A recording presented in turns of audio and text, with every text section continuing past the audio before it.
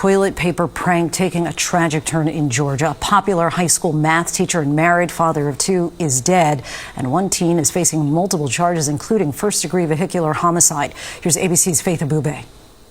Tonight, a Georgia community is rallying around the grieving wife and children of a beloved teacher who died in what investigators describe as a high school prank gone tragically wrong. It's just a tragic accident all the way around. According to the Hall County Sheriff's Office, 40-year-old Jason Hughes was killed just outside his home Friday night when a group of teenagers came to roll toilet paper on trees on his property. A math teacher steps outside his own front door on a quiet Thursday night. 1 second he is standing, the next he is gone. And the 5 teenagers who watched it happen did not run. They stayed, called for help, and knelt beside a man they loved while he fought for his life. That is where this story begins. And trust me, by the time we're done, you are going to feel this one in your chest. Before we go any further, if you are new here, please subscribe right now and hit that bell icon so you never miss a story like this. This channel exists because these stories deserve to be told with the respect and the weight they carry. If this hits you the way it hit me, share it with somebody. Let's get into it.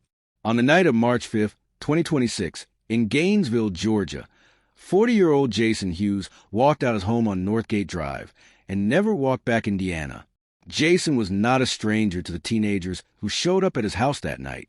He was their teacher, their coach, their mentor, the kind of man students called llers after graduation just to hear his voice and get his advice. He taught math at North Hall High School, where he had been a fixture for 8 years. He ran Bible study for the coaching staff. He mentored at-risk students through an organization called NG3. He coached golf. He showed up to events he was not even invited to, just because he wanted the kids to know someone was in their corner. And he did all of this while his wife, Laura, who also taught math at the same school, raised their 2 young sons, Owen and Luque, right alongside him. Now here is something that reframes this entire night. According to multiple people in the community who knew this family personally, Jason Hughes was not blindsided by what happened. The toilet paper war had been going on since October. This was not some random act. It was a tradition so embedded in the Gainesville community that local businesses were reportedly leaving packs of toilet paper out after closing hours for students to grab. Jason and Laura both worked at the school. Their home was apparently a known target because of that. And according to accounts shared by people close to the situation, Jason knew that night was coming. When he heard the noise outside, he did not grab his keys or call the police. He went out to spook the kids back, to play along, because that was exactly who Jason Hughes was. Now think about that for a second. This man, who spent every single day of his professional life pouring into the next generation, stepped outside on a cool March night with what was probably a grin on his face. He was going to give them a scare, turn the tables, let them know they had been caught. It was supposed to be funny. It was supposed to be one of those stories you laugh about at graduation. Can you even imagine how many times he had probably joked with these same kids inside his classroom about what he would do if they ever tried to roll his house? 5 18-year-olds had arrived at the Hughes property that night. Jayden Ryan Wallace, Tate Owens, Aiden Hucks, Katherine Luque, and Ariana Cruz. They came with toilet paper and the kind of reckless teenage energy that most of us remember from our own high school years. They had no idea that in a matter of minutes, everything, for every single one of them, was about to change forever. So what exactly happened when Jason Hughes stepped off that porch? That is where this story takes a turn that nobody saw coming. When Jason stepped outside, the 5 teenagers spotted him and did what any group of kids caught mid-prank would do. They ran. They scrambled back to the 2 vehicles they had arrived in and prepared to leave. Jayden Wallace, 18 years old, got behind the wheel of his pickup truck. The others piled in or moved toward the second vehicle. The plan was simple: get out of there fast before things got awkward. But in that rushed, panicked scramble to leave, something went horribly wrong in a fraction of a second. Jason Hughes tripped. He fell into the road. And Jayden Wallace's pickup truck struck him. There was no chase. There was no confrontation. There was no anger or violence or malice of any kind. A man tripped in the dark in the road at the exact wrong moment, and the weight of that coincidence changed everything. Hall County Sheriff's deputies would later confirm that precise sequence of events in their official account. Hughes tripped and fell into the roadway as Wallace was driving away. What happened next says everything about the character of these kids. They did not flee, not one of them. Wallace stopped the truck. The group called for help immediately and stayed with Jason on the ground, attempting to render aid while they waited for first responders to arrive. Hall County Fire and Rescue responded alongside sheriff's deputies at approximately 11:40 at night to the 4,400 block of Northgate Drive. Jason was still alive. He was transported by emergency services to Northeast Georgia Medical Center, where medical staff fought to save him. He did not survive his injuries. Jason Hughes was pronounced dead at the hospital. He was 40 years old. Within hours, all 5 teenagers were taken into custody at the scene. Jayden Ryan Wallace was charged with first-degree vehicular ho-micide, reckless driving, criminal trespass, and littering on private property. The remaining 4, Tate Owens, Aiden Hucks, Katherine, Luque, and Ariana Cruz, were each charged with criminal trespass and littering. All 5 were 18 years old, meaning each of them would face the legal system as adults. Under Georgia law, first-degree vehicular ho-micide tied to reckless driving is a felony carrying a prison sentence of between 3 and 15 years. That is a legal reality Jayden Wallace now faces for a night that, by every account, was never supposed to end this way. Here is the detail that has stopped a lot of people in their tracks when they hear it. The very day before this happened, March 4th, 2026, the Hall County School District had sent out an official message to students and parents. It was a warning specifically about junior-senior wars. The district told students directly that pranks during prom season had in previous years led to property damage and potential criminal charges. They asked students to be responsible. They reminded them that participation in destructive pranks could affect their ability to walk at graduation. That message went out 24 hours before Jason Hughes died on his own street. Nobody knows whether the 5 students who showed up at the Hughes home that night saw that message. Nobody knows if it would have changed anything if they had. But the timing of it sits in this story like a weight that is very hard to shake. A school district that cared enough to send that warning. A teacher who was beloved enough that his home was a named target in a school tradition. And a night that proved, in the most devastating way imaginable, exactly why that warning had been necessary. And here is where this story gets even more complicated. Because the people closest to Jason Hughes, the ones who loved him most, do not see this the way the headlines do. In the days following Jason's passing, something remarkable happened. While the internet erupted with outrage, demanding maximum punishment for the teenagers involved, the people who actually knew this family, the ones who sat in Jason's classroom, who attended his Bible studies, who watched him pour himself into student after student year after year, began telling a very different story. A community member named Jessica Bragg, who had deep connections to the local area, posted a detailed account that spread widely and resonated with hundreds of people in the Gainesville community. She wrote that this was everyone's favorite teacher, that the toilet paper war had been running since October, that local businesses had been leaving packs of toilet paper out after closing hours for the students to grab, that Jason was not just aware of the tradition. He was friends with most of the parents of the very kids who showed up at his door that night. And then she shared the detail that stopped people cold.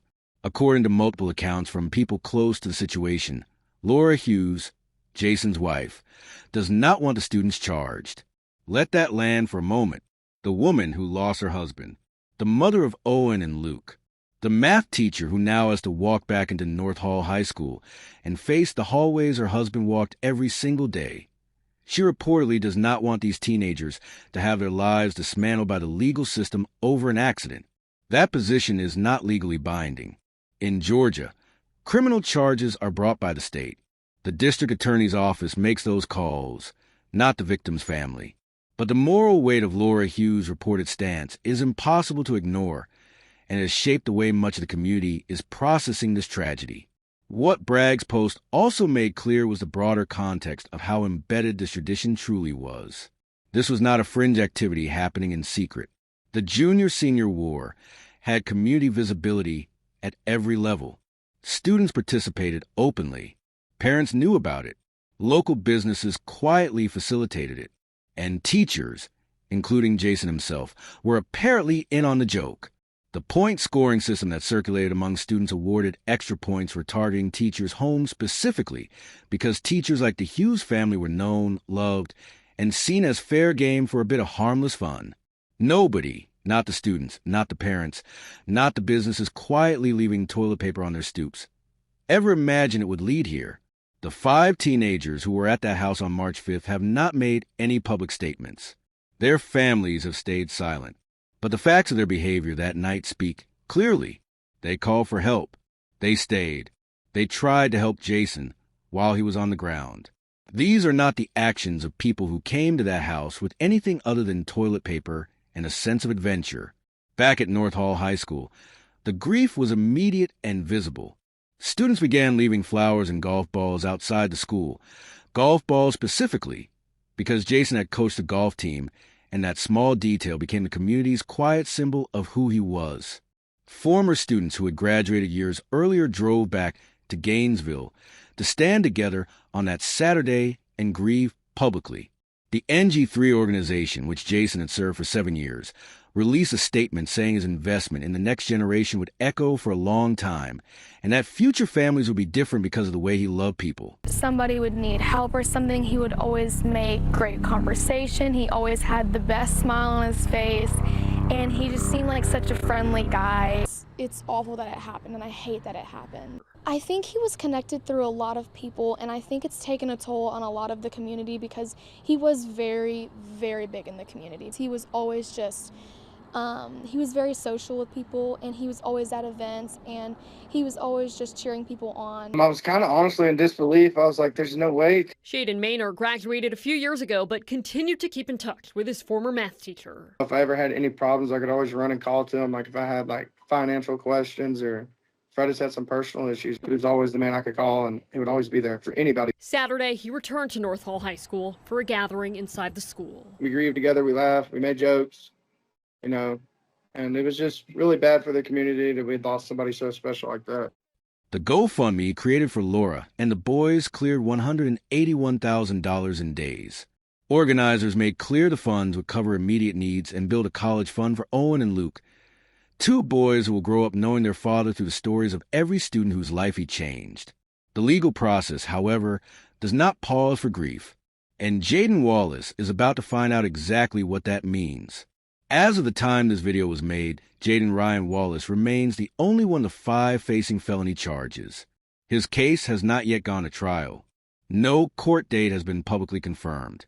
Inmate records showed Wallace was held on a bond of $1,950 following his arrest. The 4 others, Tate Owens, Aiden Hucks, Katherine Luque, and Ariana Cruz, each face misdemeanor charges of criminal trespass and littering, charges that carry significantly lighter consequences than what Wallace is up against. The Hall County Sheriff's Office has kept its public statements factual and measured. No press conferences, no extended interviews. The investigation was confirmed as ongoing, and beyond their official account of the sequence of events, law enforcement has stayed largely quiet.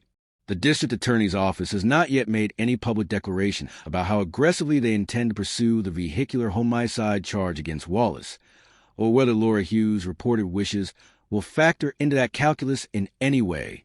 What the legal system now has to wrestle with is genuinely complicated. First-degree vehicular ho-micide in Georgia requires proof of reckless driving as the underlying offense. The question that will sit at the center of this case is whether Wallace driving away from a property after a prank constitutes reckless driving in the eyes of the law, or whether this was a tragic accident that unfolded too fast for any reasonable person to prevent. That is ultimately a question for a jury, or potentially a judge, to answer, and it is a question that does not have an easy or comfortable resolution, regardless of which way it goes. Outside the courtroom, the conversation this case has ignited is much larger than 5 teenagers and one night in Gainesville. School districts across the country have traditions like junior-senior wars. Most years they produce nothing more than cleanup crews and stories seniors tell decades later. But this case has forced an uncomfortable reckoning with the question of where community tolerance for these traditions ends and institutional accountability begins. Hall County issued their warning. It was not enough. Whether schools need to move beyond warnings to active enforcement is a conversation that is now unavoidable. And then there is a human reality that sits underneath all the legal and institutional noise. Laura Hughes goes to work every day at the same school where her husband taught. She walks the same hallways. She teaches math to some of the same students Jason mentored. Owen and Luque are growing up without their father.